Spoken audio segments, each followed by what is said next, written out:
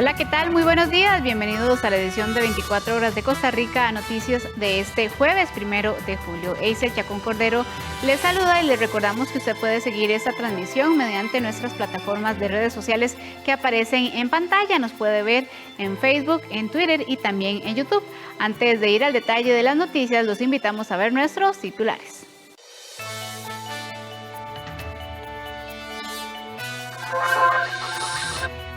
Los médicos del Hospital Tony Facio de Limón decidieron enviar al Hospital de Niños a los 3 menores de edad que por equivocación fueron vacunados contra la COVID-19.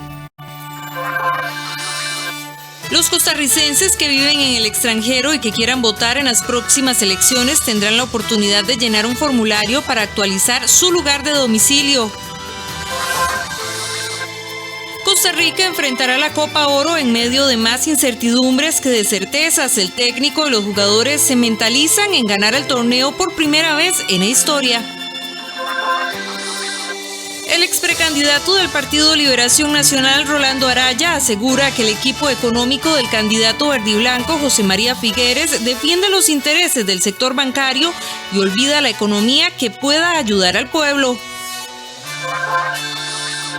El presidente Putin se opone a vacunación obligatoria en Rusia pese a avance de variante Delta.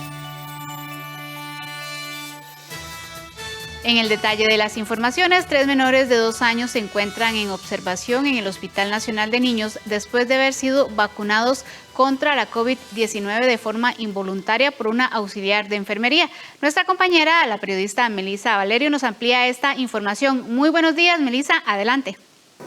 Hola, ¿qué tal? Muy buenos días. Precisamente como usted lo mencionaba, 3 menores de edad de 2 meses, 4 meses y 18 meses se encuentran en observación en el Hospital Nacional de Niños después de un error involuntario de lo que sería una asistente de enfermería de a uno de ellos 3 haberle aplicado una dosis de la vacuna contra COVID-19. Precisamente en nuestro país y en varios países del mundo aún no está autorizada lo que es la inmunización a esta población, a pesar de que en farmacéuticas como Pfizer y AstraZeneca se mantienen estudios para poder habilitarla. Por el momento no está permitido. Por esta razón, autoridades del Hospital Tony Facio corrieron para darle el seguimiento a estos menores.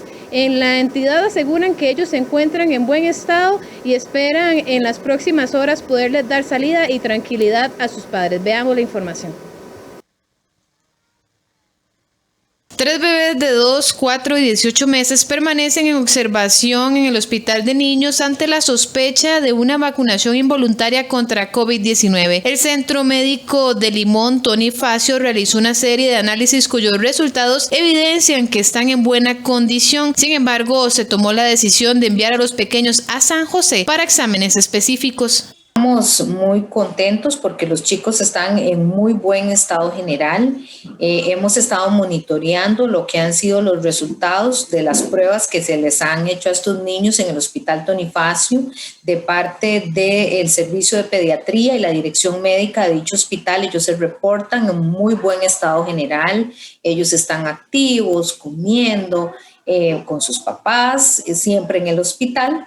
Pero por el momento, inclusive el día de hoy, fueron trasladados al Hospital de Niños para hacerles pruebas un tanto más específicas, porque esto se ha trabajado pues, en los 3 niveles de atención.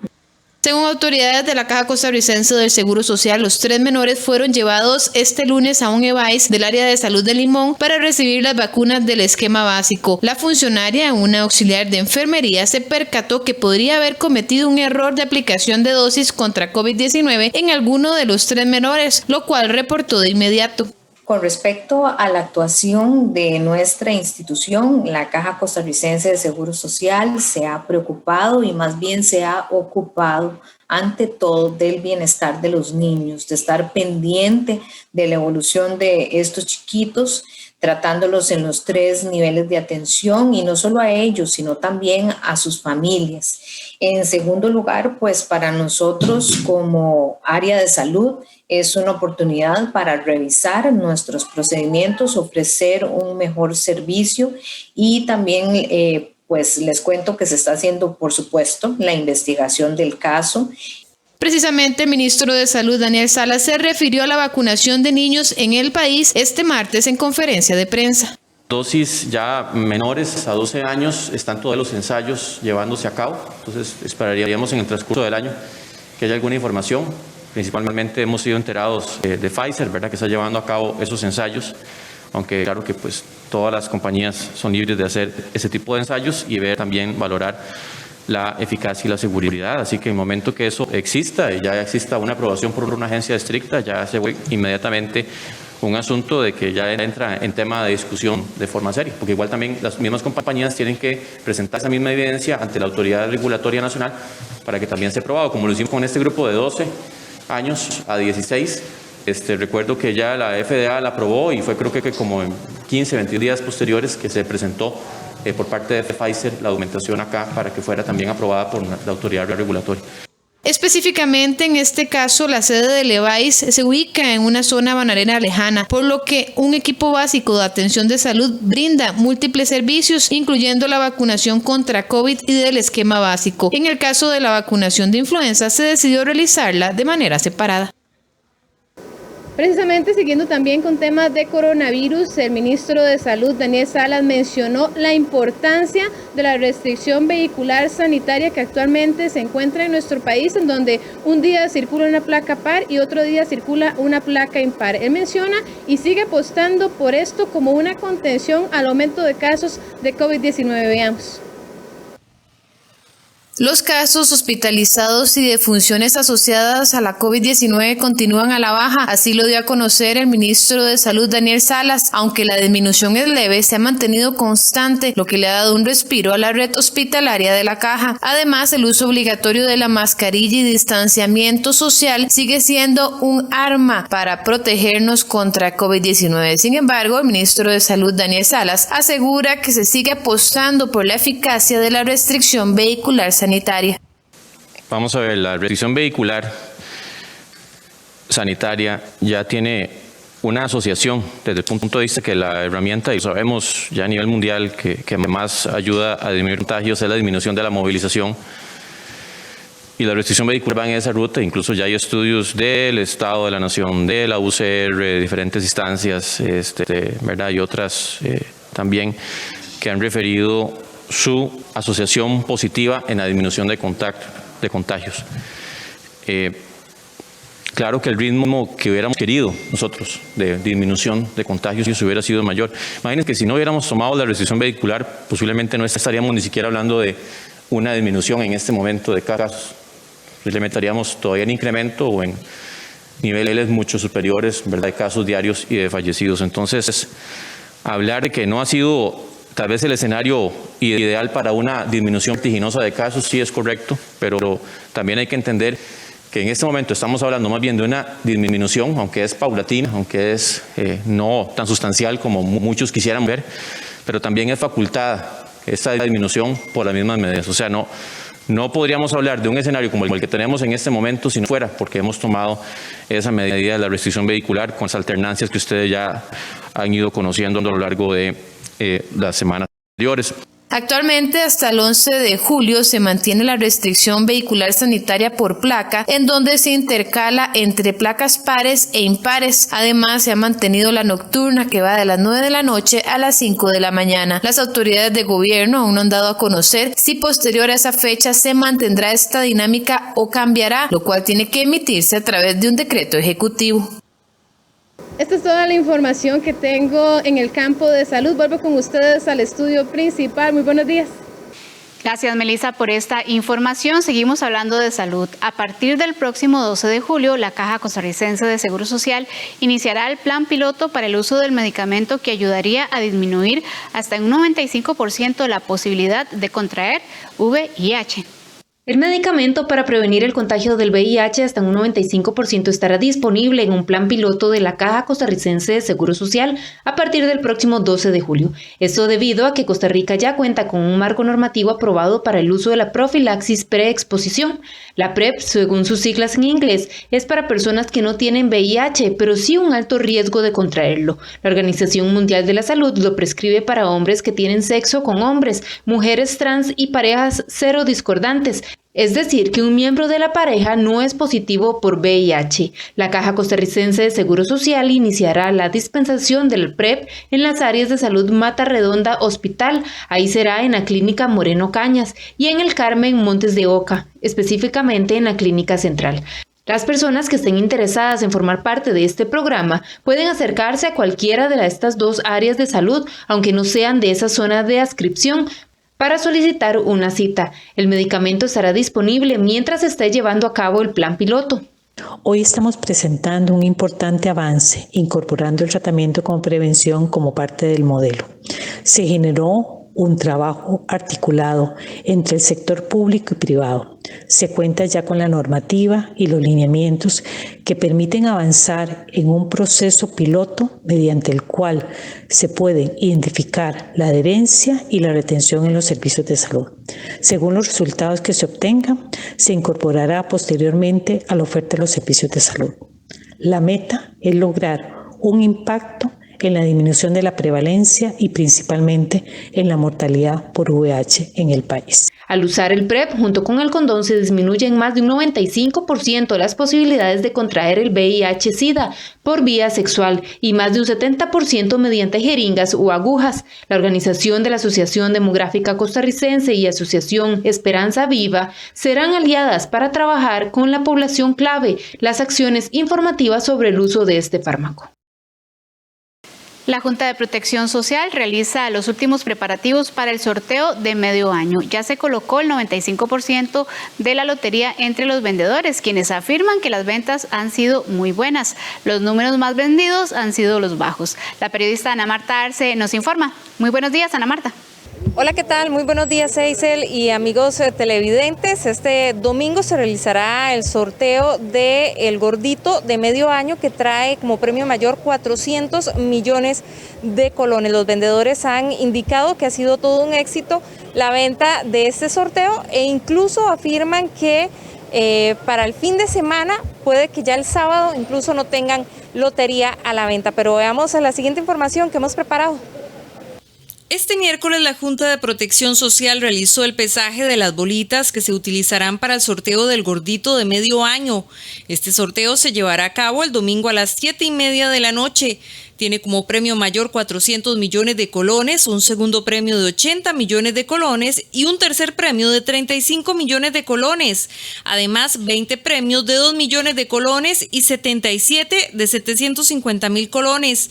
El pesaje se realiza como un proceso de transparencia días antes del juego. Primero porque es uno de los procedimientos de control interno institucional que debemos de cumplir, pero también para asegurar la transparencia, la seguridad de que las bolitas que utilizamos son las correctas, que van a funcionar correctamente durante todos los procesos de los sorteos. Evelyn Blanco, gerente de comercialización de la Junta de Protección Social, también hizo un llamado al ganador del acumulado el pasado viernes. Se trata de un vecino de Guanacaste que, según se nos indicó, aún no ha ido a retirar su premio. Nuestro acumulado el día viernes pues salió favorecido y de ellos nos quedó una emisión en la devolución, por eso nuestro acumulado está iniciando en 375 millones de colones. De paso, hacer un llamado, lo iba a dejar para el final, pero lo hacemos de una vez, hacer un llamado a ese feliz ganador en Guanacaste de que se acerque a hacer el cambio de ese premio. A la fecha no hemos tenido a esa feliz persona ganadora. Debido a la pandemia, la Junta de Protección Social no pudo realizar el sorteo de medio año en el 2020 y afirman que los ingresos por venta de lotería se redujeron un 30%, por lo que han tenido que reinventarse para atraer nuevamente a los compradores. Antes teníamos tal vez unas compras mayores de que la gente compraba un entero o varios enteros, pues ahora se ha restringido un poco más porque el dinero pues tiene que alcanzar para todas las cosas. Y entonces sí, lo que hemos hecho es, bueno, primero establecer promociones que sean atractivas para que las personas pues sigan comprando nuestros productos y hacer algunos cambios en las modalidades para poder asegurar que se venda la lotería de una forma más efectiva. La venta del sorteo del gordito de medio año ha sido un éxito, así lo catalogan los vendedores, quienes indican que los números bajos son los más perseguidos. Está muy bueno, para mí se ha vendido bastante. Ya dentro de la Junta ya casi creo que ya no hay, ¿verdad? Y está todo ya en la calle, pero hay mucha gente que ha venido a buscar sus números y y los bajos son los que se venden más rápido, ¿verdad? Definitivamente es un éxito este sorteo. La venta es abrumadora, la gente está muy interesada, es un sorteo muy interesante, tiene muy buenos premios y aparte que tiene muy buenos premios, totalmente está agotada en la Junta de Protección Social y hay muchos vendedores que ya no tienen su lotería y no creo que llegue al domingo, sinceramente, en la mano de los vendedores. El valor del entero es de 20.000 colones, mientras que la fracción 2.000 colones ya se colocó el 95% en manos de vendedores y el 5% restante en el canal digital. Esta edición llega en 2 emisiones de 100.000 billetes cada una con 10 fracciones. Los vendedores afirman que debido a las ventas de estos días, probablemente el sábado ya no cuenten con lotería para vender. Eisel y amigos televidentes, sin duda alguna los números bajos siguen siendo los más apetecidos por los jugadores. Recordemos que el precio del entero es de 20.000 colones y el de la fracción de 2.000 colones. Es la información que tengo de momento. Vuelvo con usted al estudio principal donde tiene más noticias. Gracias, Ana Marta, por esta información. Vamos a cambiar de tema. El Poder Judicial ya inició con el proceso para abrir el concurso para nombrar a un nuevo jefe o jerarca de la Fiscalía. La fiscala Emilia Navas dejó su cargo este martes 29 de junio, ya que decidió jubilarse. El mismo martes, la Fiscalía Anticorrupción recibió una denuncia penal contra Navas por el presunto delito de incumplimiento de deberes. El periodista Andrés Ortiz nos da el detalle de esta información. Muy buenos días, Andrés, adelante. Buenos días, así es, la Fiscalía General y todo el Ministerio Público se encuentran sin su jerarca desde el martes, cuando se dio ya la jubilación de Emilia Navas.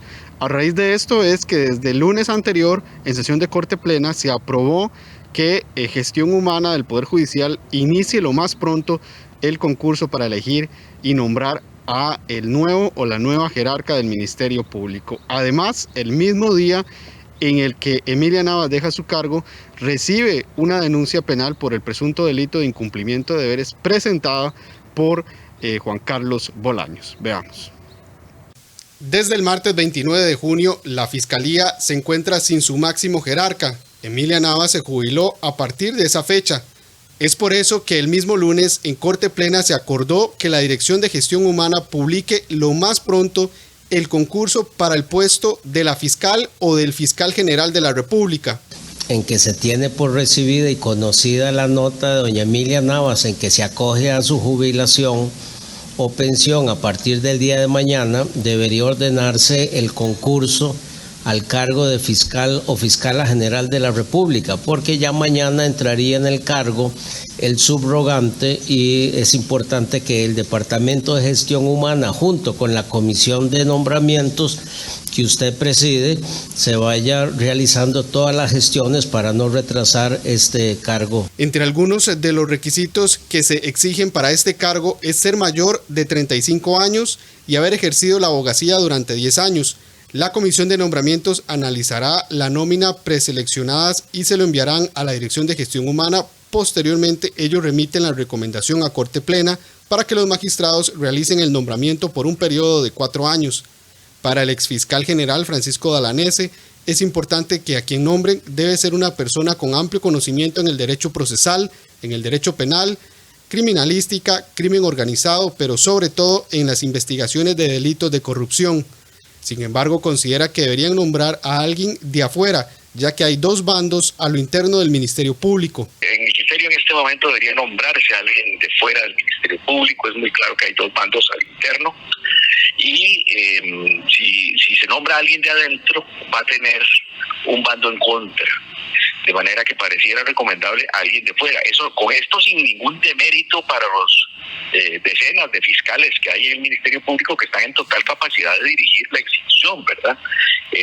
Lo que digo es por un asunto de reunificación de la Fiscalía y evitar problemas internos. El mismo día en el que Emilia Navas dejó de ser fiscal general, la Fiscalía Adjunta de Probidad, Transparencia y Anticorrupción recibió una denuncia penal en contra de ella por el presunto delito de incumplimiento de deberes. El denunciante es Juan Carlos Bolaños, el empresario que se encuentra en un proceso judicial investigado por el caso del cementazo.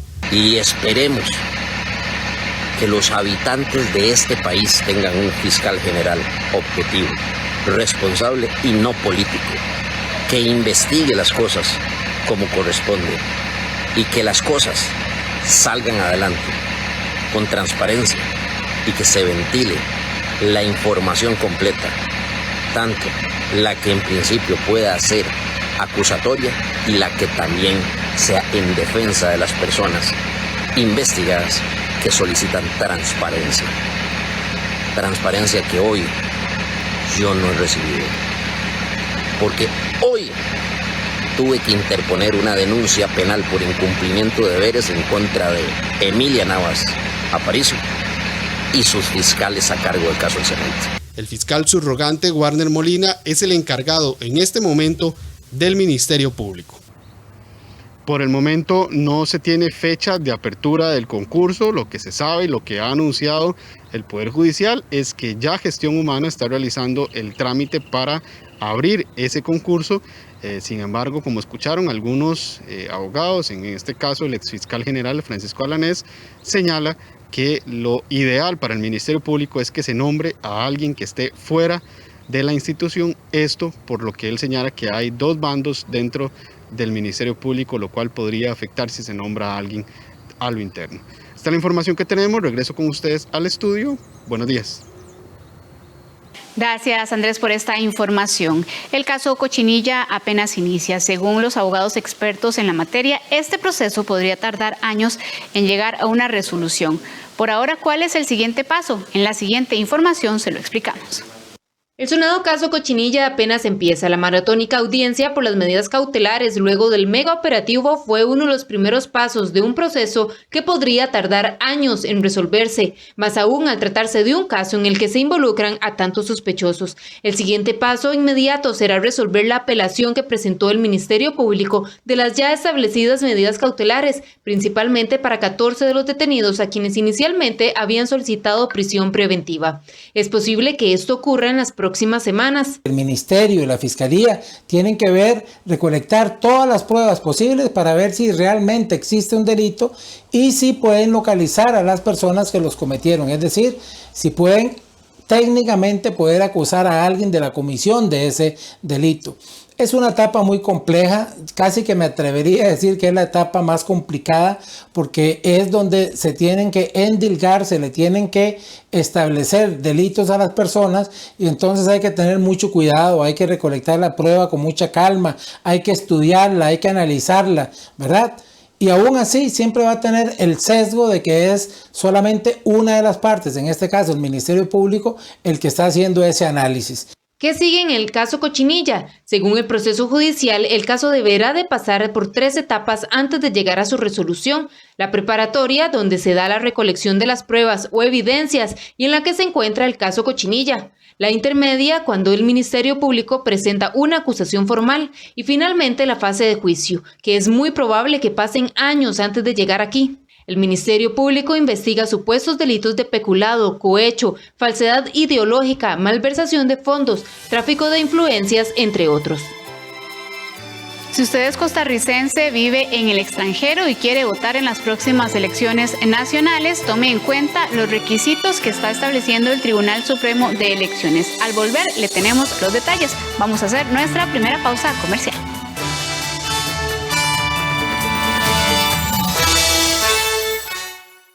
Hola, ¿qué tal amigos? Mi nombre es Winston Washington y quiero presentarles la canción 200 más 300 acá en Audiotopía del Bicentenario. Esta es una canción que nace de una reflexión sobre el Bicentenario de Costa Rica y de Centroamérica y bueno, es una reflexión alrededor de ello y espero que la disfruten. Audiotopía Bicentenario, patrocinan Colby y Cosevi.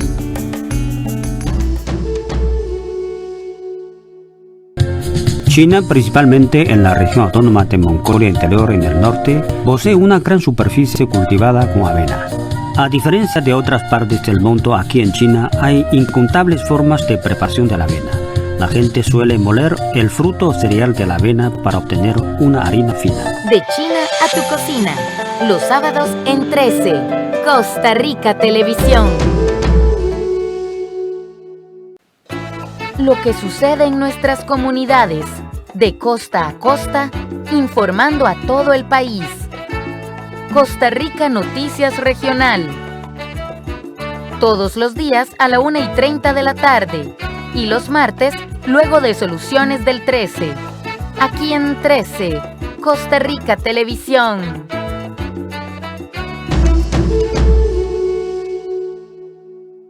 En nuestro espacio Cine en Cortos, presentamos La Butaca.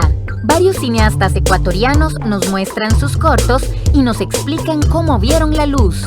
Fuimos alrededor de 30 personas en el rodaje. Creo que las 2 últimas semanas que teníamos de plazo logramos dar con el evento de montaje. El jueves 1 de julio a las 9 de la noche y el domingo 4 a las 11 de la mañana. Aquí en 13, Costa Rica Televisión.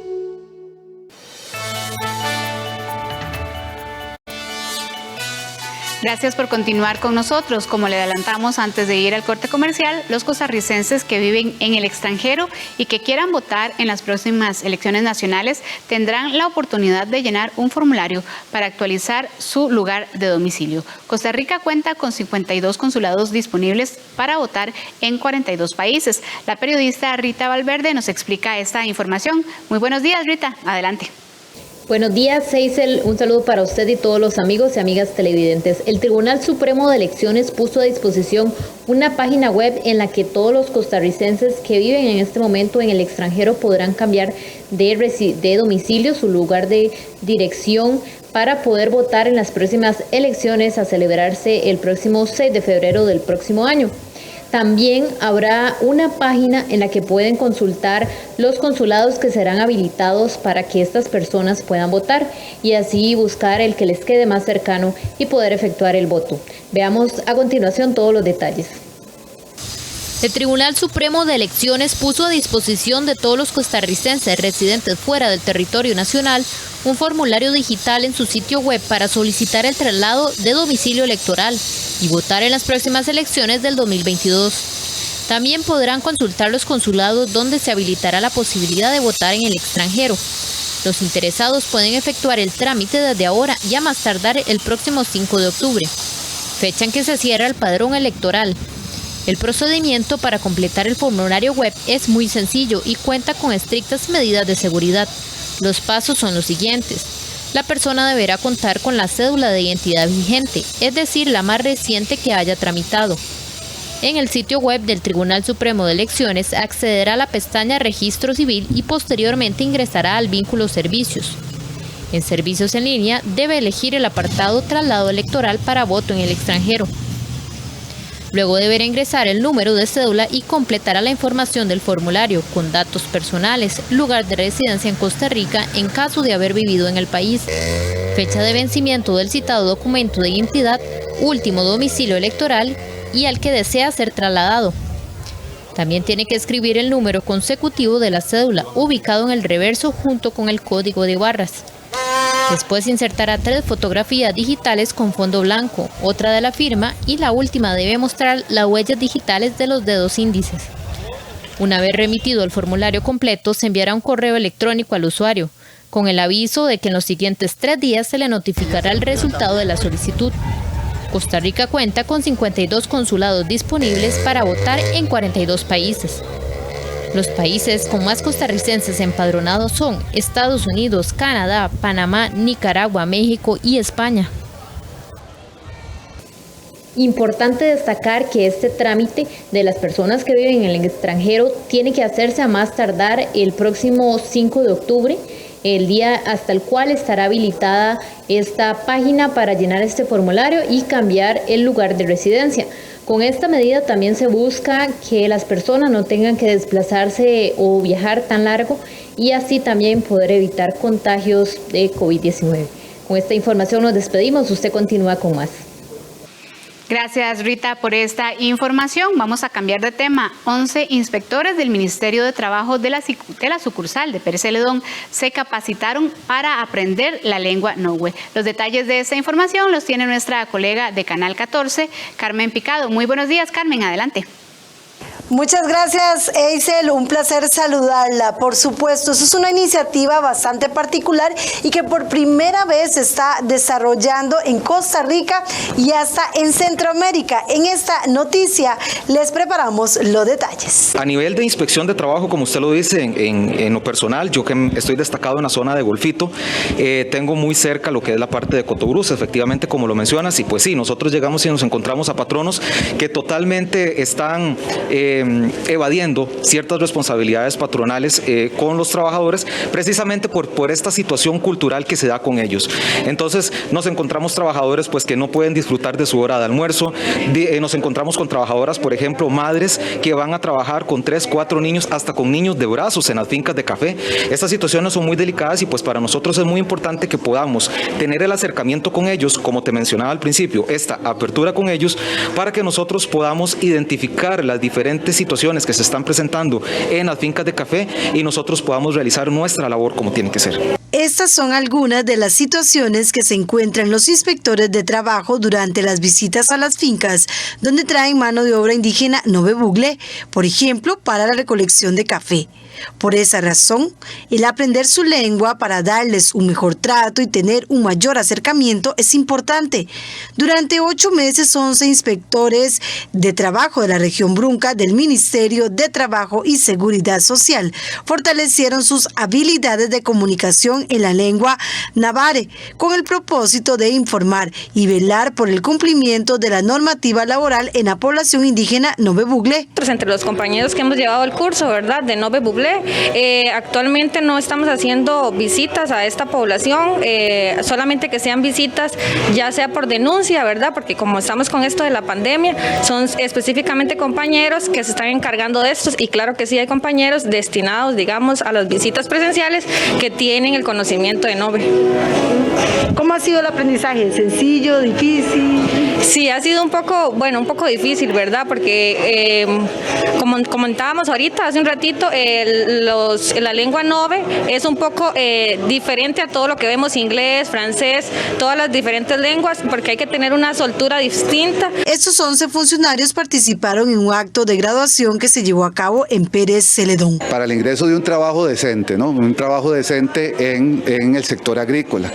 Y a partir de ahí, la dificultad que podíamos tener nosotros a la hora de abordar la protección de los derechos laborales de estas personas, en el entendimiento, en la comunicación con estas personas. Son una cultura diferente, ¿verdad? Una cultura inclusive ancestral que traen sus costumbres, y a partir de ahí, ¿cómo hacíamos nosotros para que los inspectores geográficamente del lugar tuviesen una mejor comunicación con estas personas para nosotros tener acceso a esa protección que es nuestra misión en el Ministerio de Trabajo, de proteger sus derechos laborales? La intención es, cuando se pueda realizar las inspecciones, acercarse de una manera más sencilla a esta población indígena, ya conociendo un poco más de su cultura y, por supuesto, conociendo un poco más de su lengua natal. Este es un reporte de Carmen Picado de TV Sur, Canal 14 para Costa Rica Noticias. Gracias a nuestra colega Carmen Picado de Canal 14 por esta información. Vamos a cambiar de tema. La Cámara Nacional de Turismo reaccionó con molestia y preocupación luego de que el ministro de Hacienda, Elian Villegas, se opusiera a extender la moratoria del IVA en el sector turismo. Nuestra compañera Melanie Corrales nos informa. Muy buenos días, Melanie. Adelante. Hola, ¿qué tal? Muy buenos días. Así es, precisamente ese impuesto al valor agregado empezará a regir a partir de este 1 de julio en el sector de turismo, que reaccionó molesto luego de que el ministro de Hacienda dijera que no apoyaba una moratoria del IVA en ese sector. La Cámara Nacional de Turismo, Canatur, manifiesta molestia y preocupación por la posición del Ministerio de Hacienda en relación al proyecto de ley que amplía el plazo de la moratoria en el cobro del impuesto al valor agregado a los servicios turísticos. Molestia, porque es indiscutible y evidente que encarecer los precios nos resta competitividad y retrasa nuestra reactivación. Que sea el consumidor el que pague el impuesto no significa que no nos afecta. Sorprende la indiferencia y el desconocimiento de la realidad de la industria del turismo costarricense. Preocupación porque nuestro sector, para recuperarse, requiere del apoyo de nuestras autoridades. Agregar nada más que a partir de este 1 de julio los servicios del sector turístico empezarán a gravarse con una tarifa diferenciada del 4%. Con esta información vuelvo con ustedes al estudio. Buenos días. Gracias, Melanie Corrales, por esta información. Y precisamente para ampliar sobre este tema, hacemos contacto vía Zoom con Tadeo Morales, quien es representante de Arenal, Cámara de Turismo y Comercio. Muy buenos días, don Tadeo, gracias por acompañarnos.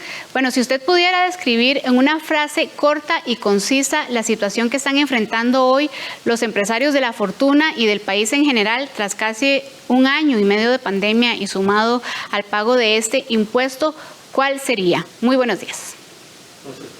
Muy buenos días, gracias por la oportunidad. Sí, le comento que también formamos parte de la Cámara Nacional de Turismo, en la Junta Directiva, además de la Cámara de Turismo de Arenal Fortuna.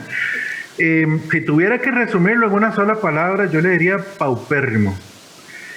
Esto debido a que este gobierno pues ha abandonado casi que por completo la industria del turismo, no teniendo respuesta ni ninguna capacidad de reacción para poder rescatar la industria del turismo. Les recuerdo que las comunidades turísticas del país en su mayoría están en zonas rurales y costeras de nuestro país y donde la pobreza es pues bastante difundida y prácticamente la industria del turismo es la única que le puede dar bienestar a las familias que trabajan en estas zonas. La industria del turismo en nuestro país es muy buena, es a nivel internacional muy competitiva y parece que el gobierno no se ha enterado de esto y no ha ofrecido opciones. Para mí es una vergüenza que estemos en manos de personas como las que estamos, de llevar las riendas de la economía nacional, que no tomen en cuenta que hay que tener opciones para poder rescatar la industria del turismo. Es que no sé si se imaginan lo que es pasar más de 1 año sin clientes, manteniendo planilla, pagando préstamos, pagando los servicios públicos, que no dejaron de cobrar pero ni 1 céntimo de los recibos de luz, de los recibos de agua, de las patentes, de todos los servicios. Esto es una situación muy seria que nos tiene sin trabajo y con familias pasando hambre en las zonas turísticas de nuestro país, pudiendo tener una ayuda del gobierno, una inteligencia estratégica, económica, podríamos recuperar más prontamente la industria del turismo y esto significaría los trabajos en zonas rurales de nuestro país. ¿O qué es que quieren que las 11,000 empleos que teníamos aquí en la zona de La Fortuna vayamos a hacer fila a la capital, a engrosar los anillos de pobreza? Perdón que me exaspere, pero es que es inaceptable que tengamos que enfrentar el día de mañana, subir los precios de las tarifas en un momento en el que apenas estamos empezando a recibir turistas después de 1 año entero de estar sin los clientes que nos producen a nosotros el dinero para cumplir con todas nuestras obligaciones. Don Tadeo, usted lo describe de una forma paupérrima y sin oportunidades. Si pudiéramos hablar de números, ¿cuántos negocios cerraron definitivamente en La Fortuna a lo largo de este 1 año y medio? ¿Cuántos están intentando revivir? ¿Y cuántos empresarios no han podido del todo hacerle frente a sus deudas y han tenido que ceder sus bienes a los bancos? Bueno, se lo voy a explicar así. Una comunidad rural como La Fortuna de San Carlos, donde el distrito es un distrito bastante extenso en territorio, sin embargo la población es pequeña. Aquí somos aproximadamente 30,000 personas las que vivimos en todas las áreas del distrito y aproximadamente unos 11,000 trabajos en turismo, trabajos directos. Pero, por ejemplo, el pueblo de La Fortuna, desde el señor que vende copos, el señor de la ferretería, las ventas de electrodomésticos, las tiendas de ropa, todo existe gracias a que la actividad del turismo viene y se establece aquí. Nosotros hemos estimado que hemos tenido una pérdida del 70% de mortalidad empresarial. Esto es muy grave porque no solamente significa negocios cerrados, personas que tuvieron que despedir todos sus empleados, perder los ahorros de su vida completos, empezar de nuevo, empezar de cero, sino que también la reducción de los servicios que ofrecen las empresas turísticas, que antes tal vez tenían 3, 4 tours, 6, 7 busetas de turismo, las empresas de transporte, por ejemplo, los hospedajes tuvieron que reducir la cantidad de habitaciones disponibles porque no existe el turista que venga a llenar esos espacios. En esa reducción también lo contamos dentro de ese 70% de mortalidad empresarial. Esto significa una grave afectación a la economía local.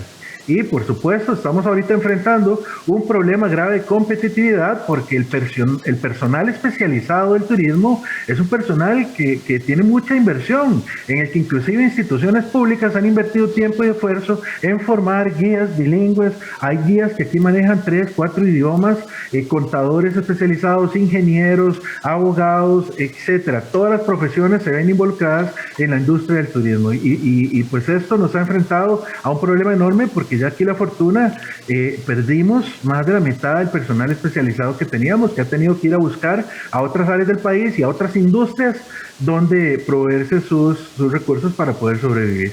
Don Tadeo, estamos en un momento muy importante de la campaña política y en muy pocos meses de las próximas elecciones nacionales. ¿Cuál sería la principal solicitud o petición que usted le haría a quienes aspiran a ocupar la presidencia de la República el próximo año, principalmente en temas de impuestos y cargas para los empresarios del sector turismo? Que dejen la demagogia, que dejen el proselitismo, que dejen de venir a inflar la cabeza con cositas que no vienen a resolver esta grave situación que tenemos. Aquí tenemos gente muy preparada y que conoce mucho y que tiene muchísima experiencia para proponer soluciones económicas, una estrategia de rescate de la y de la competitividad del país. Estamos hablando no más ni menos que de un 8% directo que produce el turismo del PIB, del Producto Interno Bruto, y se calcula que hasta un 22% del Producto Interno Bruto depende de la actividad del turismo en nuestro país.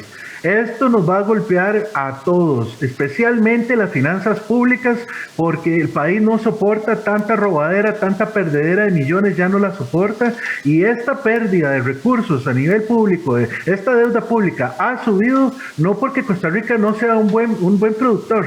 Costa Rica es especializado en un montón de cosas y produce muy bien. Es precisamente porque la demagogia política que nos vienen a decir, que nos vienen a echar, es para poder seguir manteniendo esos arreglos, esas componendas que todos conocemos, pero que no nos atrevemos a decir hasta aquí. Que venga una persona valiente a hablar con nosotros, que nosotros estamos dispuestos a ofrecer las soluciones verdaderas, soluciones técnicas, soluciones que vengan a rescatar verdaderamente la industria del turismo. Y bueno, de diálogo sí tenemos abiertos, sí tenemos siempre que nos escuchan, pero no se comprometen, no vienen a decir vamos a hacer esto, vamos a solucionarlo de esta forma, porque en realidad no conocen, no se preocupan por conocer las características verdaderas de la respuesta que necesita una industria como el turismo. Gracias, don Tadeo, por su tiempo. Muy buenos días. Buenos días. Nosotros vamos a hacer una pausa comercial, pero le adelantamos que a pesar de que Costa Rica enfrentará la Copa Oro en medio de más incertidumbres que certezas, el técnico y los jugadores se mentalizan en ganar el torneo por primera vez en la historia. Al volver los detalles en la sección deportiva con nuestro compañero Kenneth Meléndez.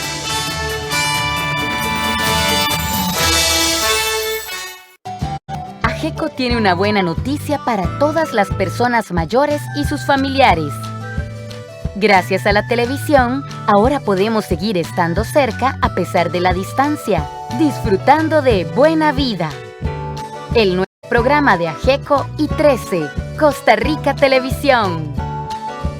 Buena Vida, de lunes a viernes a las 2:30 de la tarde, por 13, Costa Rica Televisión. ¡Hola! ¡Bienvenidos! Ella nos divierte y nos enseña con un talento único. Hoy vamos a hacer una receta maravillosa. Sin secretos con Doris. De lunes a viernes a las 2 de la tarde. Con repetición a las 10:30 de la mañana. En 13, Costa Rica Televisión. Esta semana acompañe a Enrique Márquez en explorar diversos rincones con anécdotas únicas. Papayacta es una pequeña parroquia ubicada en la provincia del Napo, a unos 70 kilómetros de la capital del Ecuador. Físicamente, esta es la puerta de entrada hacia la Amazonía ecuatoriana. La ruta de Enrique, los sábados a las 12 del mediodía, aquí en 13, Costa Rica Televisión. Hola, mi nombre es Melissa Macís, yo vengo de San Rafael de Heredia y quiero invitarlos a todos para que sintonicen Audiotopía Bicentenario. Estoy segura de que hay muchísimas sorpresas. Audiotopía Bicentenario, este sábado a las 8 de la noche.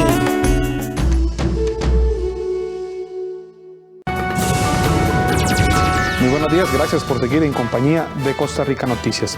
Vamos con información de los deportes. A pesar de que Costa Rica enfrentará la Copa Oro en medio de más incertidumbre que de certezas, el técnico y los jugadores se mentalizan en ganar el torneo por primera vez en la historia. Las razones para descartar a la tricolor como favorito al título de la Copa Oro son muchas.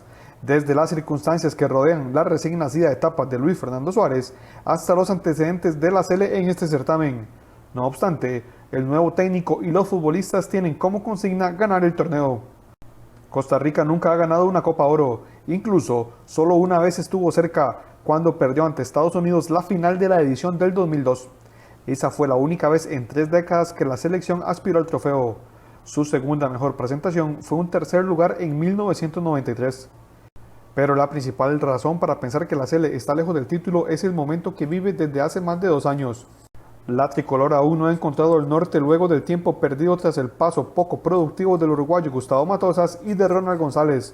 Costa Rica afrontará la Copa Oro con pocos entrenamientos dirigidos por Luis Fernando Suárez y sin que el técnico haya estado en por lo menos un amistoso.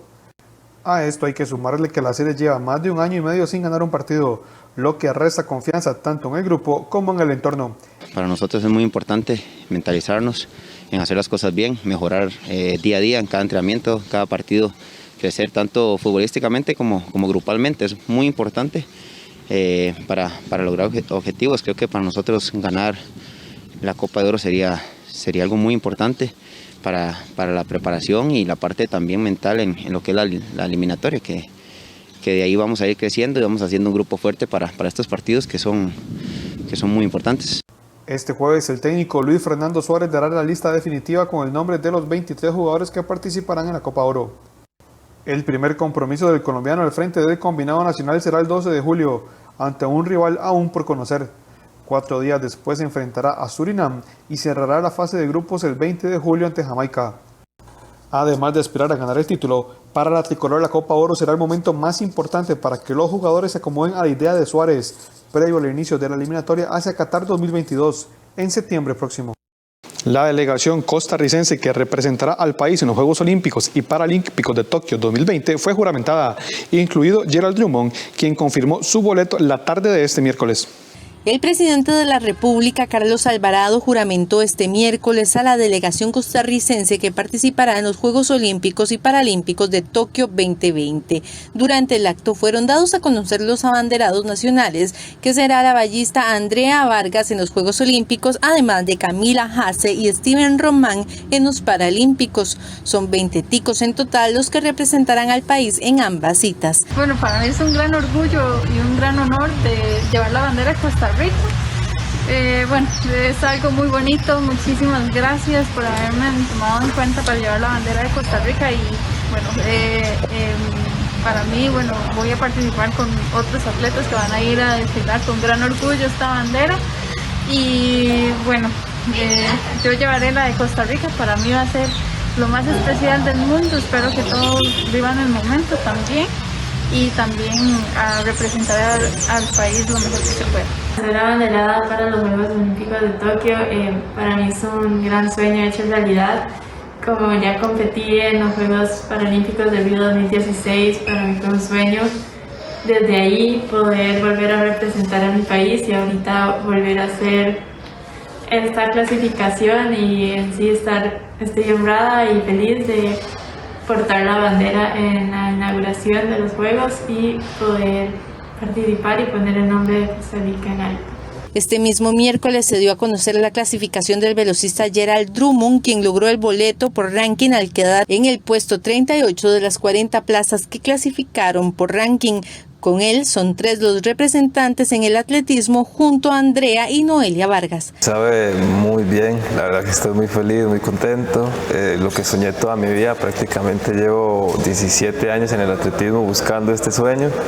Hoy lo logré, así que creo que estoy muy contento y necesito celebrar y ya después ir preparando lo que viene para la competencia que va a ser la más dura del año, la más dura de mi vida. Entonces esperamos dar un buen resultado cuando lleguemos a Tokio. Recientemente Recientemente, el gobierno de la República destinó 370 millones para becas deportivas durante el 2021 y puso a disposición de los competidores la atención que ofrece la Clínica de Salud Deportiva y Gimnasio de Acondicionamiento Físico del Instituto Costarricense del Deporte y la Recreación. Por su parte, la Caja Costarricense del Seguro Social vacunó aproximadamente a 60 personas que formarán parte de la delegación que irá a Tokio. En total aplicará unas 130 dosis de las vacunas donadas por Pfizer.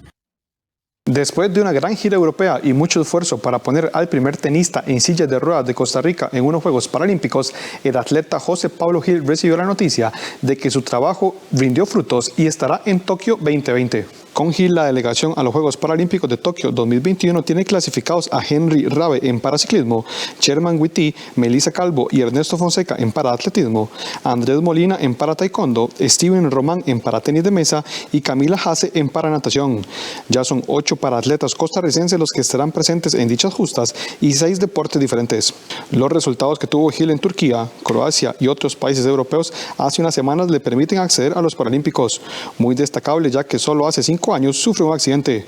En muy poco tiempo se hizo un nombre en el paradeporte y ya tiene su boleto a Tokio. Los Juegos Paralímpicos de Tokio 2020 se realizarán del 24 de agosto al 5 de septiembre. Brasil, el local y favorito para ganar la Copa América 2021, genera una dificultad, pero también una oportunidad para Chile de hacer su mejor partido, dijo el técnico Martín Lazarte, a 3 días del duelo de cuartos de final. Para Chile, el partido contra Brasil en cuartos de final de la Copa América es una oportunidad de mostrar su mejor nivel.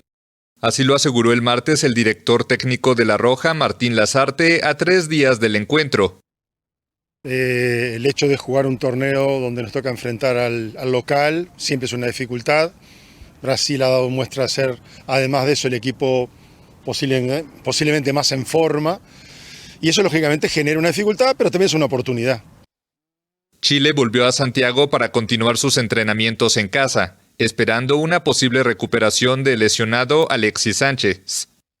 El miércoles, La Roja viajará a Río de Janeiro para jugar 2 días después ante Brasil en el estadio Nilton Santos.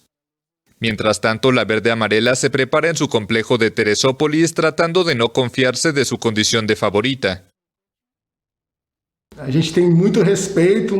Tenemos mucho respeto y un enorme cariño por el fútbol chileno, y también porque se asemeja en algunos momentos a nuestro fútbol, como en la imposición técnica. Brasil y Chile buscan acceder a las semifinales del torneo. El ganador se enfrentará al que resulte vencedor en el duelo entre Perú y Paraguay. Con esto terminamos la información de los deportes. Los esperamos al mediodía con más información. Muchísimas gracias, Kenneth. Muy buenos días. Igualmente, muchas gracias. Gracias. Y nosotros vamos a hacer una nueva pausa comercial, pero al volver le contamos que el ex precandidato del Partido de Liberación Nacional, Rolando Araya, asegura que el equipo económico del candidato José María Figueres defiende los intereses del sector bancario y olvida la economía que pueda ayudar al pueblo. Los detalles al volver.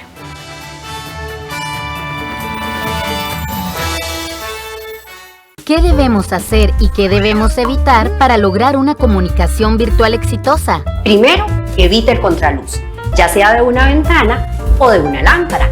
UNED te enseña cómo lograrlo en una serie dedicada a la virtualidad. Hablemos ahora de la cámara.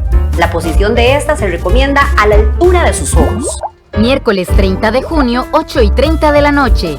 Con repetición, sábado 3 de julio, a las 4:30 de la tarde. Por 13, Costa Rica Televisión. La Copa América lo confirmó. Las mejores jugadas, los grandes goles, las estadísticas día a día. El mejor resumen de la Copa América 2021, con los comentaristas de Argentina, Víctor Hugo Morales y Matías Canillán, de México, Alexander Ramírez y de Colombia, Rafael Cuellar. El Golazo de América. Todos los días a las 10 de la noche. Aquí en 13, Costa Rica Televisión. En nuestro espacio de Teatro al Mediodía, presentamos Aires Tropicales, un espacio que nos conecta con las tradiciones musicales costarricenses y latinoamericanas, de la mano de grandes compositores costarricenses. Este 4 de julio a las 12 mediodía, Aquí en 13, Costa Rica Televisión. Aquel puente que usted quería quedó ahí atrapado en las redes de un sistema político que no permiten que las decisiones avancen. Desde hace años escuchamos la palabra ingobernabilidad. Nuestros presidentes cada vez tienen su trabajo más difícil y los propios cambios que logran en Costa Rica han vuelto más complicada la labor presidencial. Esto se debate en Animales Políticos, este 4 de julio a las 7 de la noche, con repetición el martes 6 a las 8:30 de la noche, en 13, Costa Rica Televisión.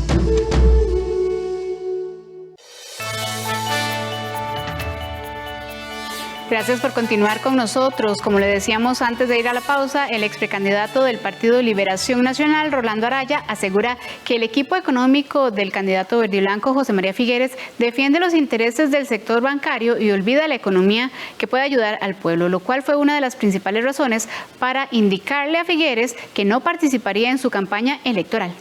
En el documento denominado Carta al Corazón Liberacionista, el exaspirante a la candidatura del Partido Liberación Nacional, Rolando Araya, dejó claro que no participaría en la campaña presidencial de José María Figueres. El político nacional expresó que una de las principales razones por la que no llegó a tomar la decisión de ser partícipe de la campaña fue por las discrepancias que mantiene con el equipo económico del candidato verde y blanco, guiado, según Araya, por el banquero Gerardo Corrales. José María me expresa que no tiene diferencia conmigo. El que la tiene conmigo es el equipo económico de José María, o particularmente el señor Gerardo Corrales, que es un banquero que representa, es el lobista de la Asociación Bancaria Costarricense, ¿no? Muy conocido por eso. Araya expresó que desde que se dio la apertura a participación privada de depósitos a la vista, esto durante la administración de Figueres como presidente de la República, desapareció la banca para el desarrollo, situación que el equipo económico del candidato liberacionista no quiere cambiar, pues pretende seguir ayudando a los intereses bancarios y no al pueblo costarricense. Todos los bancos, incluidos del Estado, fueron virtualmente privatizados. La banca estatal es del Estado, pero actúa como un banco privado, ¿no? En todo sentido. Ya no hay banca de desarrollo. Y además, sin que el país se haya dado cuenta, la política económica del país, que la conforman una política cambiaria, una política fiscal, una política monetaria, y una política bancaria o crediticia, la política crediticia del interés de los bancos se puso como columna vertebral de la política económica. Todas las demás cosas se supeditan a lo que le convenga a los banqueros, no a lo que le convenga al país. Y yo en eso, pues he visto a Gerardo Corrales en absoluta defensa de los intereses bancarios. Ante estos comentarios, Gerardo Corrales aseguró que todos conocen las reacciones hepáticas de Araya con el Partido Liberación Nacional y señaló que además miente en sus declaraciones. Creía yo que ya él, una persona madura, iba a ser consistente con lo que dijo en los distintos debates, que iba a apoyar al ganador de la convención, cosa que está incumpliendo. Y en mi caso particular, pues nunca he tenido ninguna conversación absoluta con don Rolando, sinceramente, de ningún tema. Lo mínimo que yo hubiese esperado es que si tiene diferencias conmigo en cuanto a mi pensamiento económico, pues que debatiéramos abiertamente como hombres racionales los pros y los contras.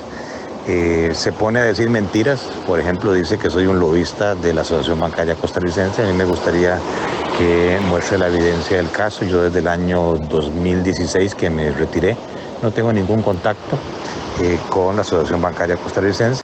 Costa Rica Noticias intentó obtener la reacción de José María Figueres ante la posición de Araya.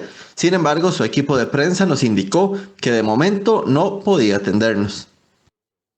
Siempre hablando de este tema, Rolando Araya mencionó en su carta que los otros dos precandidatos verdiblancos, Carlos Ricardo Benavides y Roberto Thompson, coincidían con él sobre la prepotencia que ha mostrado José María Figueres como candidato de esta agrupación política. Sin embargo, los dos actuales diputados aseguraron a Costa Rica Noticias que ellos no han mencionado algo similar y que se mantienen en conversaciones con José María Figueres.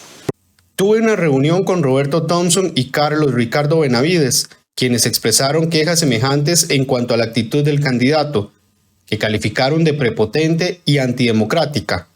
Hemos conversado posteriormente y al momento en que escribo estas reflexiones no ha habido ningún cambio. Así dicta la carta al corazón liberacionista que publicó Rolando Araya, ex precandidato verde y blanco, y donde presentó su separación definitiva de la campaña presidencial de José María Figueres. Sin embargo, Costa Rica Noticias consultó a los dos actuales diputados y quienes también aspiraron a la candidatura liberacionista por la mención que hizo Araya en su documento, a lo cual ambos negaron haber dicho esto y más bien indicaron mantenerse de momento en conversaciones con el candidato presidencial. No, yo he tratado realmente de ser prudente, yo no he tenido conceptos duros contra ninguno de los ex compañeros de la contienda electoral.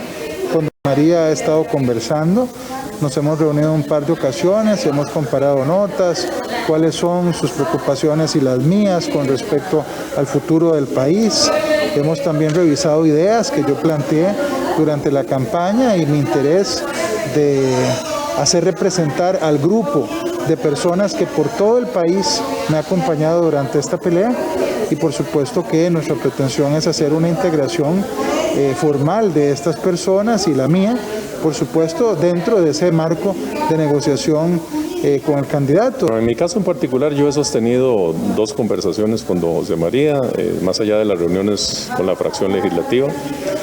Y bueno, yo he encontrado una buena recepción de su parte a las ideas que yo le he planteado. Son las ideas que hemos defendido en el proceso de precampaña, ideas que tienen que ver con la reconexión del Partido Liberación Nacional con la gente, particularmente con las nuevas generaciones. Me parece que hay un esfuerzo que hacer en esa línea, hay un esfuerzo que hacer en la atención de la desigualdad, de la pobreza de este país, que es dramática en muchas regiones de Costa Rica, también que tienen que ver con la defensa de los derechos humanos, del medio ambiente. En general hemos hablado de ideas.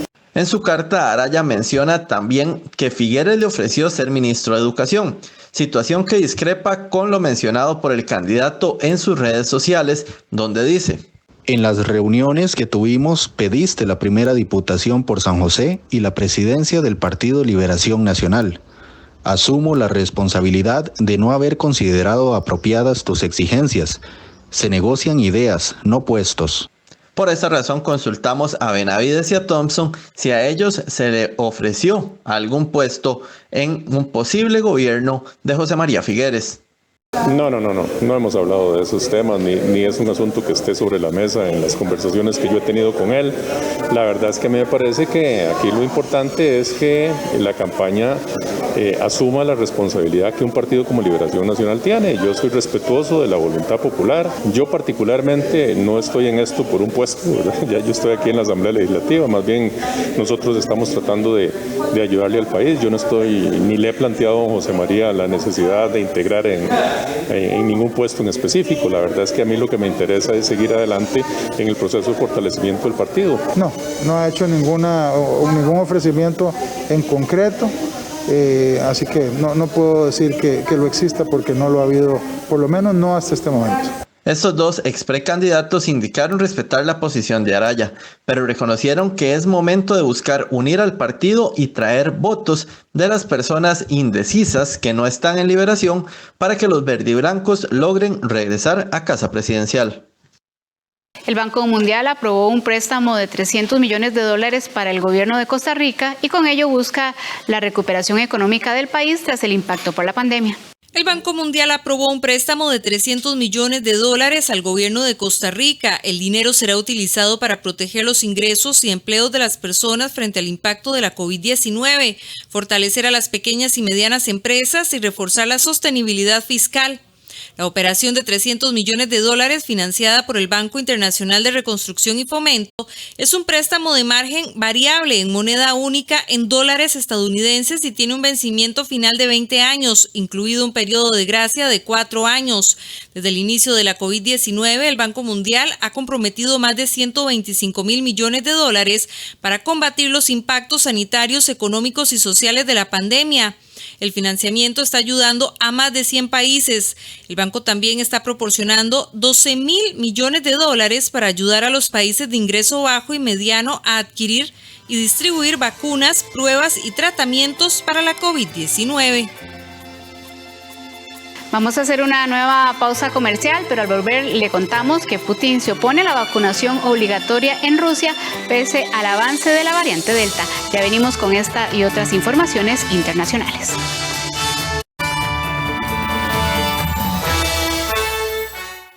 Por eso le ruego que me permita casarme con su hija.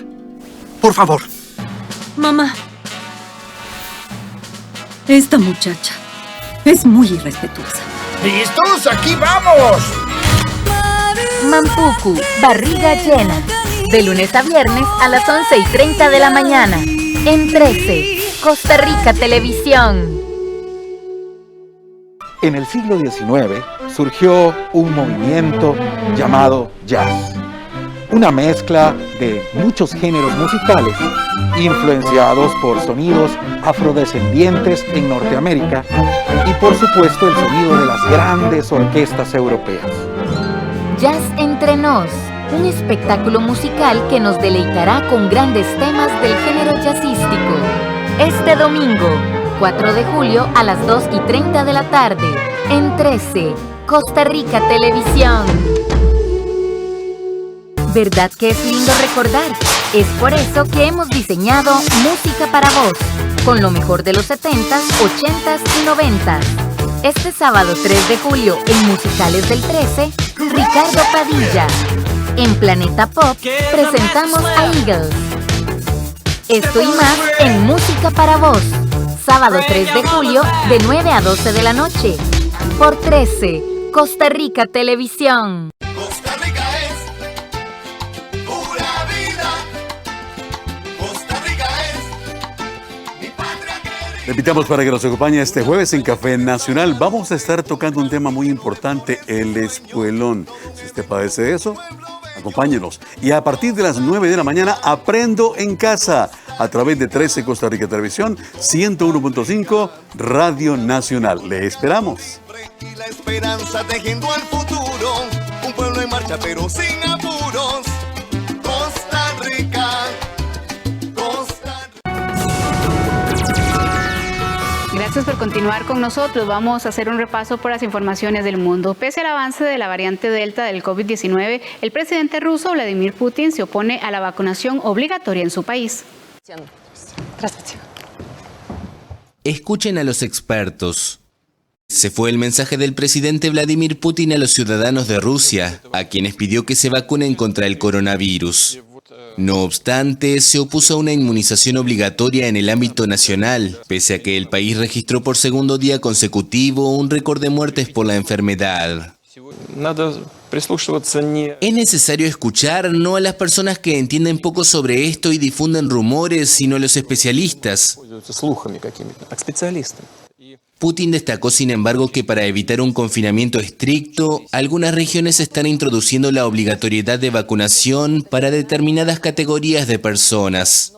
Moscú, una de las ciudades más afectadas, volvió a imponer medidas como el retorno al teletrabajo para una parte de los empleados, la inmunización obligatoria de los trabajadores del sector servicios y un pase sanitario para ir a los restaurantes. Rusia es el país europeo con el mayor número de muertes por el virus, mientras que la campaña de vacunación iniciada en diciembre ha sido muy lenta debido a la desconfianza de la población. El gobierno admitió el lunes que su objetivo de inmunizar al 60% de los rusos antes del otoño boreal era inalcanzable. Las dos primeras diputadas transgénero de México firmaron su acta para servir a su país desde el Congreso. Esto después de una ardua lucha por sus derechos. Firma y pone su huella en el acta una de las dos primeras diputadas trans de México. Han sido décadas de ardua lucha en el país. Salma llegó a estar presa hace 35 años por vestirse de mujer. Fue cuando comenzó su larga temporada de activista, hasta que a golpe de sentencia consiguió que en las pasadas elecciones se obligara a los partidos a incluir a miembros de la comunidad LGTBI en sus listas de candidatos. esto abre esa gran oportunidad para nuestras poblaciones, esa dignificación en este tema que históricamente se nos debía y que pues ya debería de haber estado hace mucho tiempo. Bueno. Tanto Salma como María Clemente proponen medidas como impulsar la creación de la primera clínica trans en la capital o ampliar el derecho a la identidad de género para reducir la pobreza extrema que aqueja a esta población por la falta de oportunidades, con la garantía de poder extender el cambio de nombre y género en los documentos oficiales por todos los estados mexicanos. Eso es histórico, pero bueno, más bien ahorita creo que lo que tendríamos que hacer justamente es la acción, darle una agenda para encauzar los esfuerzos para que estas curules justamente pasen más allá de lo simbólico. En México, la esperanza de vida para las personas trans es de 35 años, según la Comisión Interamericana de Derechos Humanos. Es el segundo país más letal para los transexuales después de Brasil, según Transgender Europe. En 2020 fueron asesinados 79 miembros de la comunidad LGTBI en México, 43 de ellos personas trans. En Europa viven la nueva normalidad lejos de las restricciones que se pusieron desde el mes de abril con la entrada de una nueva ola de COVID-19. Francia pone fin a la mayoría de restricciones de aforo que se impusieron en abril a restaurantes, cines, tiendas y otros lugares públicos. La vida vuelve a la normalidad para el deleite de los turistas estadounidenses, que poco a poco vuelven a viajar a París. Es increíble, queríamos volver desde el año pasado, pero como las fronteras estaban cerradas, había que tener cuidado y no pudimos venir a Francia, así que estamos muy felices de estar aquí, pues ya echábamos de menos la oferta cultural. Sin embargo, las restricciones se han extendido hasta el 6 de julio en el suroeste de Francia debido a un incremento de contagios. Según los expertos, es probable que este otoño se produzca una cuarta ola de casos.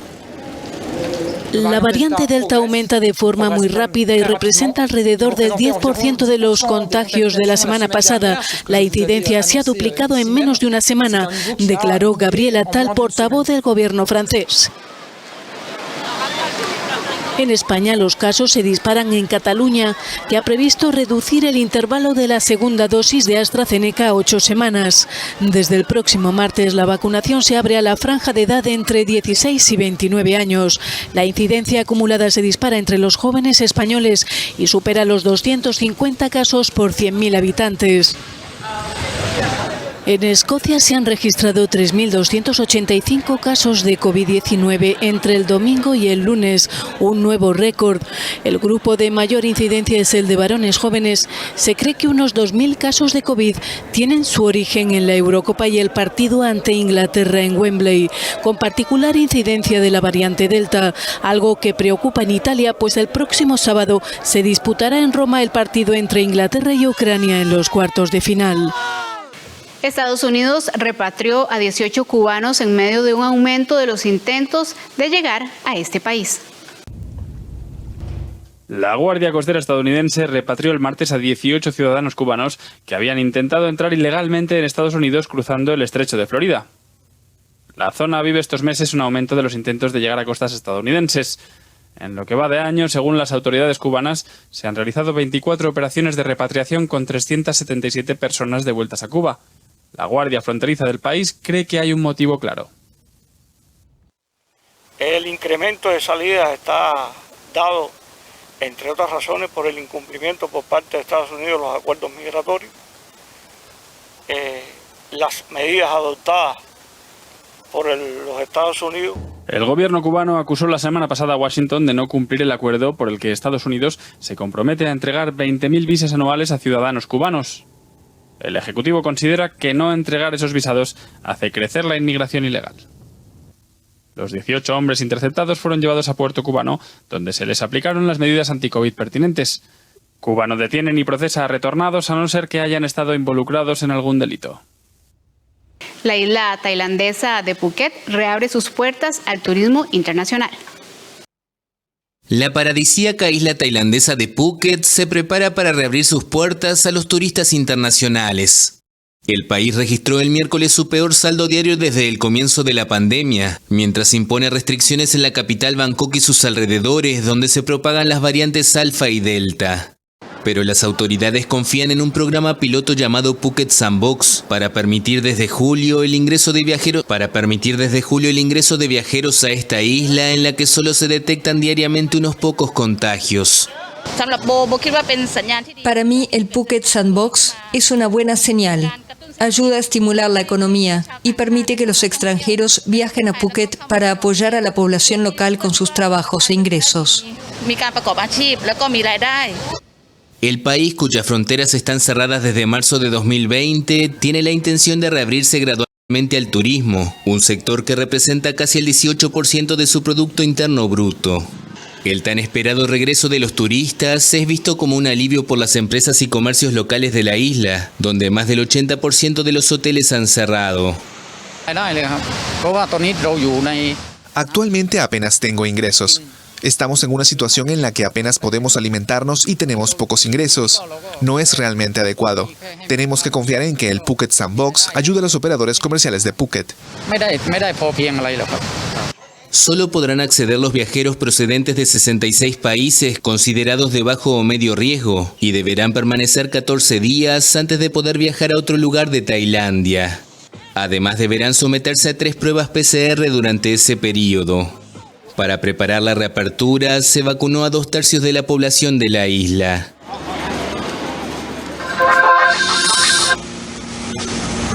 Séptimo día de búsqueda tras uno de los peores desastres urbanos en la historia de Estados Unidos. Los rescatistas encontraron 4 cuerpos más entre los escombros del edificio que se desplomó en Florida, por lo que el total de muertos aumentó a 16. Otras 147 personas permanecían desaparecidas y las autoridades reconocen que la posibilidad de encontrar sobrevivientes es muy escasa. Un venezolano y una uruguaya venezolana fueron identificados entre los fallecidos. Hay al menos otros 29 latinoamericanos de los que todavía no se tienen noticias. 9 de Argentina, 6 de Colombia, 6 de Paraguay, 4 de Venezuela, 3 de Uruguay y 1 de Chile. Los expertos analizan posibles fallas críticas preexistentes en la estructura de la torre de apartamentos. Siempre hay cosas maravillosas de vivir en la costa, pero por supuesto, una gran cosa de qué preocuparse aquí son los huracanes, la erosión de las playas, las inundaciones, todos esos problemas. Pero el colapso de edificios es nuevo. Nunca habíamos visto esto antes, particularmente en un edificio de gran altura, un edificio de 12 pisos, así que esto ha sorprendido a todos, francamente. En abril, la presidenta de la Asociación de Copropietarios del complejo había advertido a los residentes que su edificio, construido en 1981, sufría un deterioro creciente. Pero un experto que prestó asesoría tras los atentados del 11 de septiembre y el terremoto de Ciudad de México en 1985 dijo que no detectó nada que le hiciera pensar en un derrumbe inminente, tras ser enviado por la localidad de Surfside para investigar la causa del colapso. Los investigadores estiman que llevará meses saber exactamente qué ocurrió. Los turistas estadounidenses vuelven a París. Tras año y medio de pandemia, reaparecieron frente a la Torre Eiffel y los lugares icónicos de la Ciudad Luz. Es increíble. Queríamos volver desde el año pasado, pero como las fronteras estaban cerradas y fuimos relativamente cuidadosos, no pudimos hacerlo, especialmente Francia. Así que muy feliz de estar aquí. Es una bocanada de cultura y realmente lo extrañamos. El gobierno francés autorizó el ingreso de turistas extranjeros desde el 9 de junio, deseoso de reactivar un sector crucial para su economía. Provenientes de un país catalogado como naranja, un nivel intermedio entre verde y rojo en niveles de riesgo, los estadounidenses deben ingresar vacunados, y si no, con un test COVID negativo y cumplir una cuarentena de 7 días. Escuchamos que estaba lleno de gente aquí y no está tan lleno en este momento porque supongo que somos los primeros en venir de Estados Unidos. Y es emocionante, todos nuestros amigos en casa están celosos viendo las imágenes en Facebook, Instagram y Snapchat. Los estadounidenses ocupan el 9º lugar en cuanto a visitantes extranjeros en Francia, pero son los primeros extraeuropeos.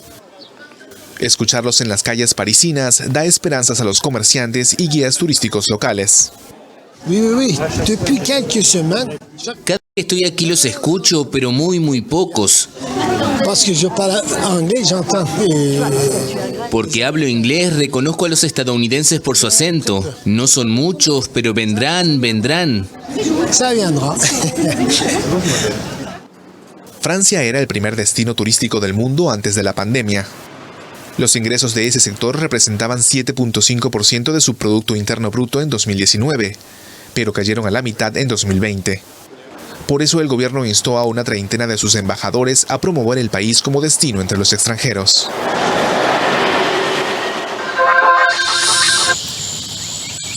Estos cilindros en la selva panameña pertenecieron a Petaquilla Gold, una mina de oro en el Cerro Petaquilla que fue abandonada por sus dueños en 2014, argumentando falta de recursos. Había tiempo que pagaban, había tiempo que no pagaban, hasta que abandonaron. No sé qué fue lo que pasó ahí, pero sí abandonaron y se fueron y nos quedaron debiendo y no le importó con la contaminación que quedó. Los contenedores albergaron oficinas, maquinaria pesada y 3 enormes pozos, generando ahora un pasivo ambiental. Lo que sucedió en Petaquilla es lamentable desde todo punto de vista, pero en esta zona, especialmente en la zona tropical, la capacidad de recuperación de la naturaleza es muy alta. Esos efectos apocalípticos que se iban o que se predijeron que se iban a producir a raíz de todo esto, no se dieron. Ahora el gobierno está trabajando por revivir la licitación para exploración de 2 reservas mineras de unas 25.000 hectáreas, que también comprende lo que fue Petaquilla Gold. Para el gobierno, en medio de una pandemia que golpea su economía dolarizada, las posibilidades están en la minería y otros sectores primarios. Es una industria ciertamente muy satanizada, pero es una industria que aporta al crecimiento de las naciones, aporta a la empleomanía y es fuente de desarrollo. En el caso nuestro puede llegar a ser aproximadamente un 8% del Producto Interno Bruto de Panamá. Según Méndez, Panamá también busca que la compañía que adquiere el proyecto se haga responsable por la indemnización de los trabajadores. Que de ser cierto, y lo dejo claro, que ellos se van a hacer cargo de nuestra deuda laboral, o sea, yo los felicito. Pero ahora, si ellos vienen con el tema de que vamos a entrar primero para limpiar y después les pagamos, negativo. La FP accedió a reportes de autoridades ambientales que van de fines de 2012 a inicios de 2020 que muestran 193 incumplimientos de Minera Panamá. La compañía aclaró en un comunicado que fueron hallazgos puntuales y que se aplicaron medidas correctivas inmediatas. Si su proyecto insignia fracasó, ¿cómo podemos estar hablando de que los proyectos de minería pueden ser sostenibles económica, social y ecológicamente? El gobierno panameño asegura que la zona de concesión es una reserva minera que no forma parte de áreas protegidas, pese a que Panamá integra el corredor biológico mesoamericano donde se protege el desplazamiento de especies. Estamos siendo gobernados por mineros con la excusa que la reactivación económica tiene que venir del extractivismo, cuando lo único que va a traer es contaminación y un daño irreversible a la biodiversidad panameña. El Código de Recursos Minerales de Panamá data de los años 60 y ha tenido reformas parciales. Aún no contempla protocolos de cierre de actividad. Hasta aquí este resumen de 24 horas de Costa Rica Noticias. Gracias por su compañía. Lo invitamos para que se informe en nuestra edición al mediodía. Que tenga un excelente jueves.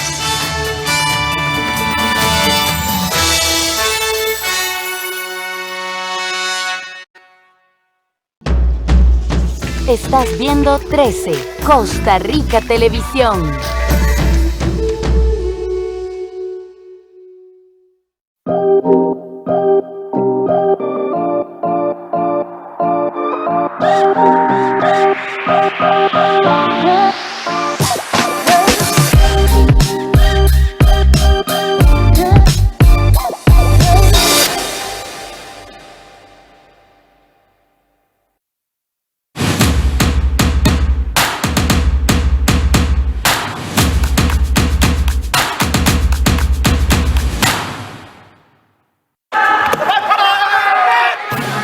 En el año 2020, el karate debutará como deporte olímpico.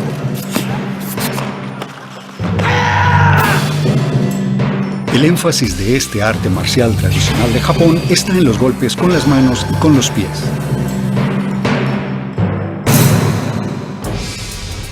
En el karate deportivo existen dos formas de competición. Kumite es un tipo de combate. Los puntos se ganan atacando el mentón o el cuerpo. Pero aunque en apariencia hay contacto, los ataques se frenan antes del golpe. Un segundo formato es el llamado kata. Este consiste en representar secuencias de técnicas. Al contrario del kumite, el kata se practica sin un contrincante.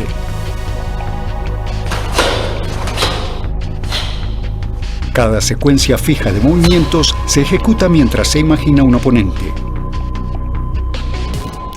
Los puntos se ganan mostrando precisión y fuerza.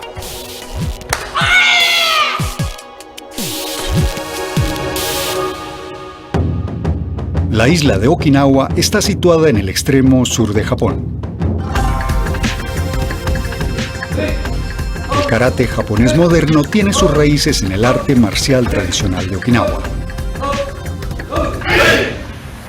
El principal énfasis en Okinawa es el kata.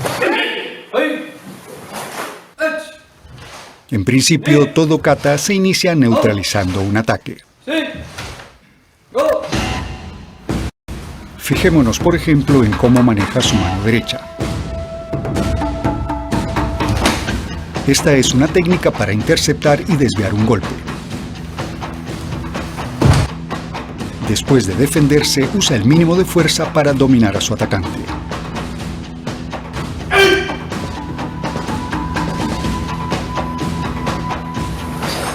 El karate okinawense es un arte marcial basado en la defensa. Un practicante de karate tradicional nunca golpeará primero. No se trata de destruir al oponente, sino de someterlo. La esencia del karate de Okinawa es disciplinarse a uno mismo y adiestrar el carácter. Debido a que el karate es un excelente medio para desarrollar la autodisciplina, se enseña a menudo en las escuelas. En Okinawa, más del 80% de los niños en enseñanza media asiste a clases de karate. Los beneficios van más allá de lo físico. Acrecienta su poder de concentración y fortaleza.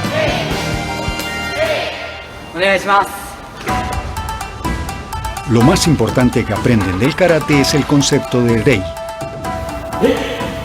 Rei significa respeto y gratitud hacia los demás. Por eso, cada lección de karate se inicia con una inclinación. El karate inculca un sentido natural de cortesía y respeto que les servirá a lo largo de toda su vida. El karate me ha enseñado la importancia de portarme siempre bien y mostrar gratitud hacia los demás. El karate nos enseña a pensar en los demás y tener en cuenta sus sentimientos. También he aprendido la importancia de saludar de forma correcta. Entre más se aprende disciplina y se gana fortaleza con el karate, más aumenta nuestro respeto por los demás. Este es el espíritu que esperamos inculcar en nuestros estudiantes con el entrenamiento de karate. Entre más poderosa la persona, más importante es desarrollar una actitud humilde. Puliendo y refinando nuestras habilidades físicas, también refinamos nuestro carácter. Esta es la esencia del karate.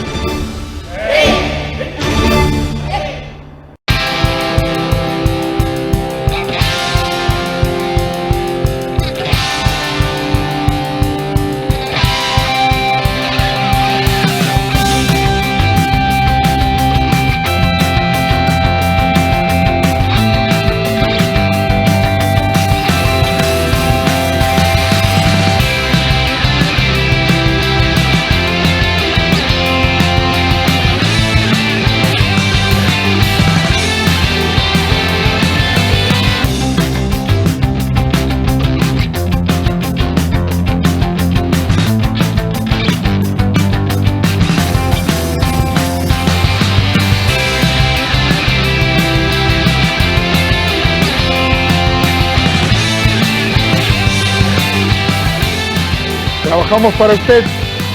Somos la televisión pública de Costa Rica.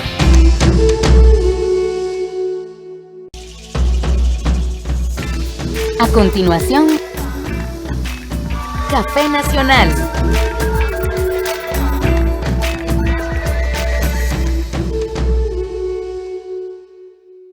Costa Rica es pura vida.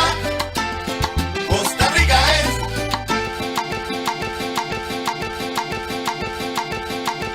patria querida.